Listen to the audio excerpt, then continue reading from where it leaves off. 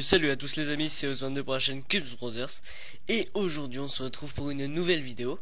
Donc aujourd'hui ça sera un espèce de tuto en fait, un tuto où je vais vous expliquer comment vous améliorer dans le Rubik's Cube 3x3. Et notamment sur la première étape, donc comme vous le voyez, la croix blanche. Alors la croix blanche, de quoi elle est composée? Donc ici je vous ai reconstitué en fait la face blanche du cube pour bien que vous puissiez voir. Là c'est pour l'instant, c'est pour les débutants qui ne connaissent pas trop le vocabulaire, donc je vais vous expliquer. Donc ici nous avons le centre blanc, donc ici, et ici nous avons les 4 arêtes, donc 1, 2, 3, 4, qui forment la croix blanche.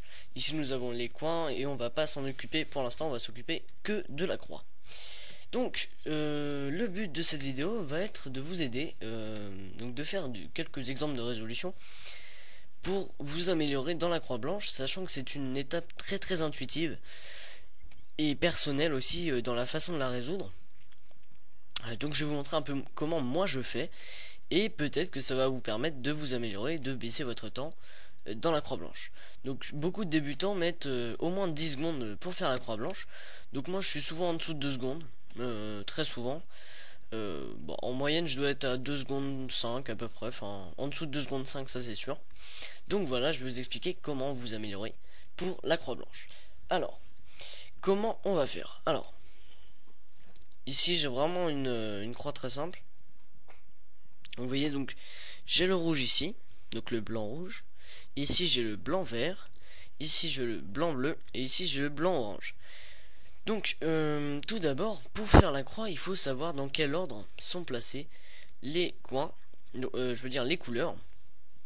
Donc moi je prends la face blanche en bas, donc pour directement enchaîner sur les PLL. Donc si vous voulez gagner de la vitesse, c'est la première chose qu'il faut faire, donc la prendre en bas. Ensuite il va falloir savoir donc comment se placent les couleurs par rapport aux autres couleurs. Ce que je fais pour me repérer, moi, c'est que comme je sais que le orange est en face du rouge et le vert est en face du bleu, je me mets comme ça. Donc je sais qu'en bas j'ai le blanc ici, et je sais que le bleu est à gauche du rouge, et à partir de ça je peux me repérer sur tout le cube, et notamment le jaune, mais on s'en sert pas. Donc ce que je fais, c'est ça fait bleu, blanc, rouge, vous voyez, comme ça. Donc c'est comme ça que je me repère. Donc après on sait que le vert est en face du bleu, donc on sait que le vert est derrière. Enfin voilà, ça va permettre de visualiser le cube sans vraiment voir ce qu'il y a derrière, donc c'est important. Ensuite on peut donc résoudre cette croix, donc toujours avec le blanc en bas. Donc ici nous avons le blanc et le blanc vert et le blanc rouge. Et comme on sait que le vert est à droite du rouge, je peux directement le placer comme ceci. Voilà.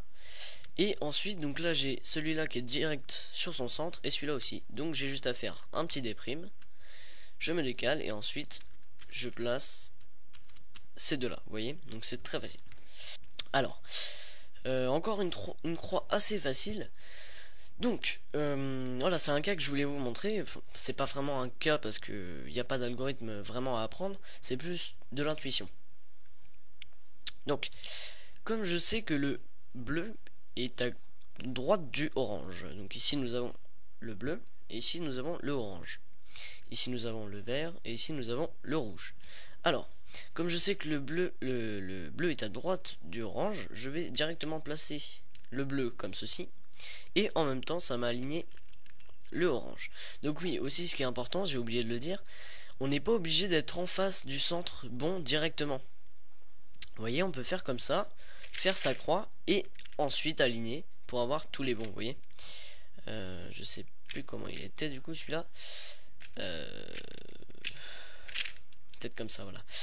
Donc ensuite, donc j'ai placé celui-ci, ces deux-là, et ensuite j'ai plus qu'à placer le rouge ici, et en même temps le vert, comme ceci. Donc la technique aussi, c'est de placer plusieurs coins, enfin plusieurs arêtes, excusez-moi, en même temps. Ce qui va permettre de gagner beaucoup de temps et de faire beaucoup moins de mouvements. Donc le plus important sur la croix, bien évidemment, c'est l'inspection. L'inspection, tout d'abord, c'est pour repérer bien toutes les arêtes et pouvoir anticiper ce qu'on va faire. Et ensuite pouvoir enchaîner sur les F2L. Donc une petite technique que je peux vous donner pour vous améliorer vraiment à la croix, ça va être de regarder donc pendant 15 secondes, bien 15 secondes, les vrais 15 secondes, la croix pour être sûr de vos mouvements, et ensuite le faire les yeux fermés comme je suis en train de faire, et avoir votre croix. Donc au début c'est assez compliqué, mais vous allez voir que c'est magique comme technique. Vous allez, au bout d'une centaine de fois, vous allez vraiment vous améliorer pour la croix, et c'est vraiment important comme exercice si vous voulez vraiment progresser. Donc voilà. Alors on enchaîne sur un autre mélange. Donc ici nous avons le vert, et ici nous avons le orange. Donc je peux directement placer le orange comme ceci, et ensuite je vais les mettre avec leur centre comme ceci, et je vais placer directement le rouge comme ça, enfin le bleu pardon, et ensuite bon je vais faire un petit truc un peu long, mais on va être obligé de faire comme ça, voilà, vous voyez. Donc il était comme ça, et donc excusez-moi, hop, tchouk tchouk tchouk, voilà. Donc je vais vous remontrer encore un petit peu. Donc oui, comme je disais, le faire les yeux fermés, inspecter tout d'abord, et après faire juste la croix les yeux fermés, c'est vraiment très important. Et franchement, ça aide beaucoup. Après, il n'y a pas de secret, bien sûr. Enfin, le seul remède, c'est l'entraînement, hein. Bien sûr, au bout du premier coup, vous n'allez pas y arriver en moins de 2 secondes, à moins que vous ayez une croix vraiment très facile. Donc ici, donc j'ai le rouge, l'orange, le bleu et le vert. Alors ce que je vais faire, c'est que je vais directement placer le vert, hein, pas compliqué. Et je vais placer le bleu comme ceci. Et en même temps, vous voyez, je vais pouvoir placer le rouge, donc comment? Comme ça, hop. Et ça va m'amener le rouge directement, comme ceci. Et après, donc, bon là, le orange, il est pas très facile à placer. Enfin, il est pas très ergonomique, on va dire. Donc soit je le place à droite, enfin à gauche pardon, soit je le place à droite, et moi je fais L' U L comme ça, ou sinon on peut faire R' F R, enfin il y a plein de façons différentes. Après c'est à peu près la même chose, hein, voilà. Donc là c'est pas très pratique, mais bon, c'est la seul moyen pour le mettre.